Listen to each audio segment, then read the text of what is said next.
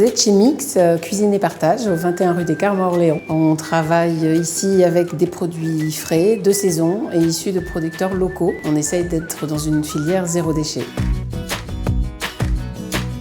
Ce gâteau se réalise avec 250 g de pain rassis, quelques fruits, donc là en l'occurrence on a choisi des pommes cette saison, 300 g de lait, 300 g de crème liquide, 60 g de cassonade, 3 œufs, un petit peu de beurre et un petit peu de cassonade également pour le faire dorer, un aromate. On a eu envie de mettre de la verveine. On commence par mettre le mélange de lait et de crème et le sucre sur le feu. On le porte à frémissement, on rajoute l'aromate dedans pour qu'il puisse s'infuser. On va mettre un couvercle et on va le laisser s'infuser tranquillement une dizaine de minutes en ayant coupé le feu. Pendant ce temps, on va couper en morceaux le pain sec, éplucher les pommes, garder la peau et le cœur, le trognon, qu'on gardera pour le caramel. Lorsque le temps d'infusion est passé, on enlève la branche de verveine et on met les morceaux de pain de façon à ce qu'ils s'imbibent de ce liquide encore tiède. On casse nos œufs et on les bat dans un petit bol et on rajoute ce mélange d'œufs au mélange pain et lait, crème, sucre. On verse l'appareil dans un plat de cuisson préalablement beurré. On découpe nos pommes en morceaux. L'idéal, c'est d'avoir des tranches pas trop épaisses.